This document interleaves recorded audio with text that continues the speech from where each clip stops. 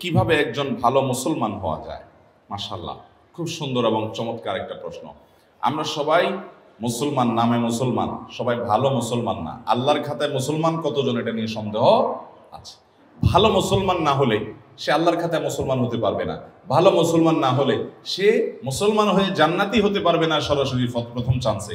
ভালো মুসলমান না হলে সে কখনো আল্লাহর প্রিয় বান্দা হতে পারবে না। ভালো মুসলমান হওয়ার জন্য কয়েকটি বিষয় লাগবে। নাম্বার 1, ইমানটা বিশুদ্ধ থাকতে হবে। ইমানটা কি থাকতে হবে? বিশুদ্ধ থাকতে হবে। আপনাদের এই এলাকাতে, চট্টগ্রামে বিশেষ করে, আমাদের অনেক মুসলমান ভাইরা আছেন, অনেক মুসলমান বোনরা আছেন, সন্তান হয় না।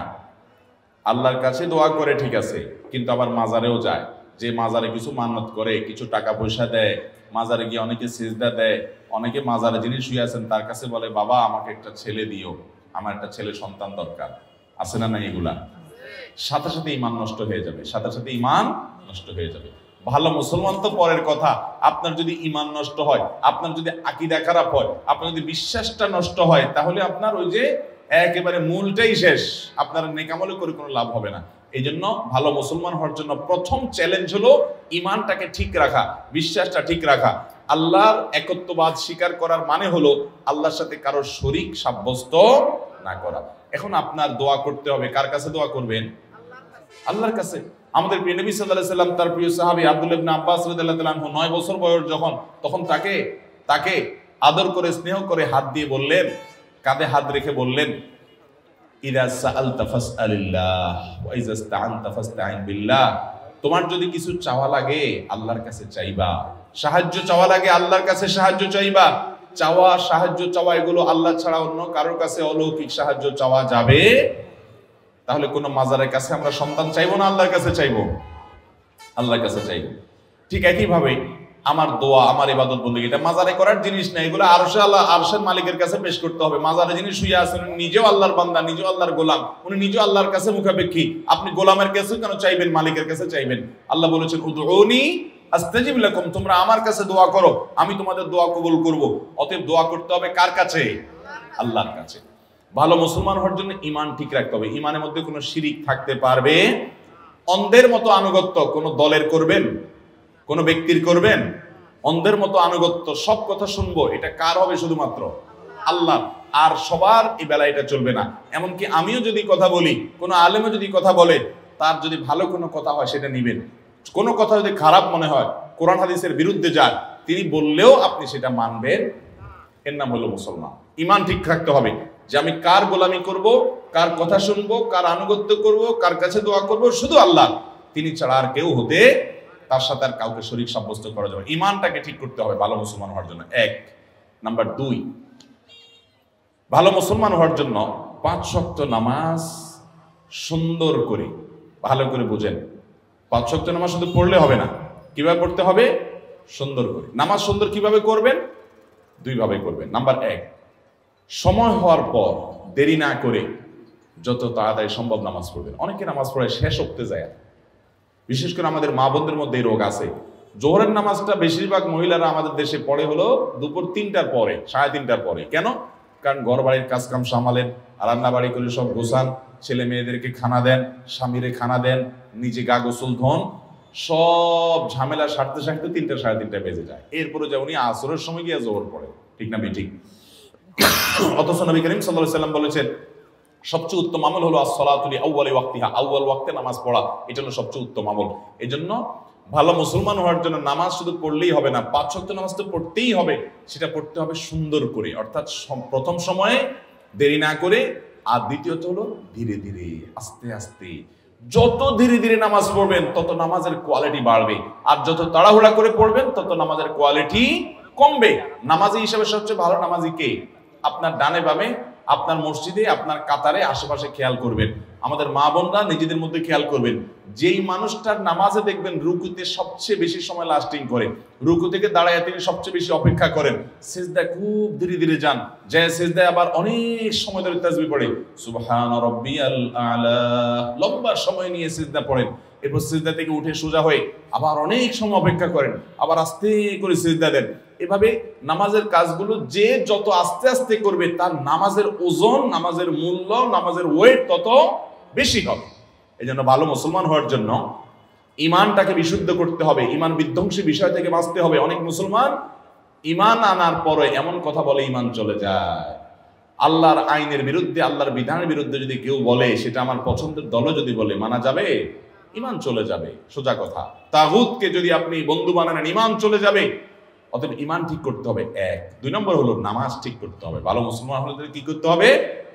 নামাজ ঠিক করা মানে 2টা বলেছি, এক হলো সময় মতো পড়বেন দেরি না করে, আর দ্বিতীয়ত হলো ধীরে স্থিরতার সাথে পড়বেন। ঠিক করবেন তো ইনশাআল্লাহ? আচ্ছা, 3 নম্বর কাজ হলো ভালো মুসলমান হওয়ার জন্য উপার্জন থাকতে হবে হালাল। উপার্জন কি থাকতে হবে? হালাল। আমাদের মা বোনরা আছেন এখানে, আপনাদেরকে বলছি, আপনারা আপনাদের স্বামীদেরকে, বাবাদেরকে, সন্তানদেরকে উৎসাহ দিবেন। আপনারা যদি সঠিক হয়ে যান তাহলে আল্লাহর জমিনে সব সোজা হয়ে যাবে। আপনারা যদি আপনাদের সন্তানদেরকে বলেন, বাবারা হালাল উপার্জন করে নিয়ে আসবা, প্রয়োজনে ডাল ভাত খেয়ে বেঁচে থাকবো, গোশ মাছ খাবো না, কিন্তু হালাল উপার্জন করবা বাবা। অন্যের ছেলে মেয়েরা বিল্ডিং হাঁকায়, গাড়ি হাঁকায়, টাকা পয়সা চকচকে দেখা যায়, আমার দরকার নাই বাবা, হালাল যদি করতে পারো, ব্যবসা বাণিজ্য করে আলহামদুলিল্লাহ করো, আর না হলে আমার দুর্নীতি করে ঘুষ, চুরি, ডাকাতি, এই সমস্ত মানুষের হক নষ্ট করে পয়সা আনবা না, আমরা কষ্ট করে থাকবো। এটা যদি আপনি করতে পারেন, আপনি ভালো মুসলমান হতে পারবেন। এটা খুব কঠিন কাজ, কিন্তু নামাজ পড়াও সোজা, ইমান রাখাও সোজা, রোজা রাখাও সোজা, পর্দা করাও সোজা, কোরআন তেলাওয়াত করাও সোজা, ওয়াজ শোনাও সহজ। এই যুগের সবচেয়ে কঠিন কাজ হলো আমার উপার্জনটা সব টন টন করে বাজবে। বাজা বুঝেন? এত হালাল হবে যে সেখানে কোনো ভেজাল থাকবে, চেষ্টা করা যাবে না ইনশাআল্লাহ। এটা মুশকিল হলো কি জানেন? এটা করতে গেলে যুদ্ধ করা লাগে নিজের সাথে, কারণ আশেপাশে সবাই 2 নম্বর পথে টাকা পয়সা কামে আঙ্গুল ফুলে কলা গাছ হয়ে যায়। এটা দেখে আপনার মা বাপ বলবে, আপনার স্বামী, আপনার স্ত্রী বলবে, আপনার বন্ধু বান্ধব বলবে, ছেলে মেয়ে বলবে, তুমি কি করো, আরে দুধ করো, পরে আল্লাহকে রাজি করে নেওয়া যাবে। এগুলো ভুল। ভালো মুসলমান হওয়ার জন্য উপার্জন হারাম, এটা থেকে বেঁচে হালাল উপার্জন থাকতে হবে ইনশাআল্লাহ। হালাল উপার্জন না থাকলে কোনো ভালো মুসলমান হওয়ার কোনো সুযোগই নেই, দোয়াই কবুল হবে না, সোজা কথা। ওই শরীরই জান্নাতে যাবে, নবী সাল্লাল্লাহু আলাইহি ওয়াসাল্লাম বলেছেন, যে শরীর হারাম দ্বারা গঠন হয়েছে। এই জন্য চ্যালেঞ্জ নিতে হবে মুসলমান যুবকদেরকে, যুবতীদেরকে, সবাইকে, যে আমরা হারাম আমাদের শরীরে প্রবেশ করাবো ভালো মুসলমান হওয়ার জন্য। 3 নম্বর পয়েন্ট বলেছি হালাল উপার্জন হওয়া। 4 নম্বর পয়েন্ট হলো আচরণ ভালো হওয়া। আজকাল দেখবেন অনেক নামাজি কালামি মুসল্লি পাওয়া যায়, কিন্তু আচরণ খারাপ, ব্যবহার খারাপ, অধিকার নষ্ট করে শ্রমিকের, অধিকার নষ্ট করে কাজের লোকের, অধিকার নষ্ট করে বউ হয়ে শাশুড়ির অধিকার নষ্ট করে, শ্বশুরের অধিকার নষ্ট করে, শ্বশুর শাশুড়ি হয়ে বউয়ের অধিকার নষ্ট করে, স্বামী হয়ে স্ত্রীর অধিকার নষ্ট করে, স্ত্রী হয়ে স্বামীর অধিকার নষ্ট করে, বন্ধু হয়ে বন্ধুর অধিকার নষ্ট করে, প্রতিবেশী হয়ে প্রতিবেশীর অধিকার নষ্ট করে, এমনকি মুসলমান হয়ে প্রতিবেশী অমুসলমান তারও অধিকার নষ্ট করে। প্রতিবেশী অমুসলমান হলে তার অধিকার আছে না নেই? কিরকম অধিকার জানেন? আব্দুল্লাহ ইবনে ওমর রাদিয়াল্লাহু তাআলা আনহু, নবী করিম সাল্লাল্লাহু আলাইহি ওয়াসাল্লামের একজন প্রিয় সাহাবী, ওনার বাড়িতে একবার ছাগল জবাই হয়েছে। খাওয়া দাওয়া করবেন কোনো আনন্দের উপলক্ষ, তো উনি ওনার পরিবারের লোকদেরকে বললেন, আমাদের পাশের বাসায় যে ইহুদি আছে তার বাসায় কি গোশত পাঠানো হয়েছে ছাগল থেকে? 2 বার জিজ্ঞাসা করলেন। তখন বাসার লোকরা বলল, না, পাঠানো হয়নি। তখন তিনি বললেন, আমি তো নবী করিম সাল্লাল্লাহু আলাইহি ওয়াসাল্লামের কাছ থেকে শুনেছি যে প্রতিবেশীর অধিকার এত বেশি যে জিবরিল বারবার নবী সাল্লাল্লাহু আলাইহি ওয়াসাল্লামকে প্রতিবেশীর ব্যাপারে সাবধান করতে করতে নবী সাল্লাল্লাহু আলাইহি ওয়াসাল্লাম বলেছেন, আমার তো আশঙ্কা হয় কখন না জিবরিল এসে বলে যে তোমার মরার পর তোমার সম্পদে ভাগ পাবে প্রতিবেশী। এই কথা বলে কিনা আমি সে আশঙ্কায় ছিলাম। মানে এত প্রতিবেশীর হক।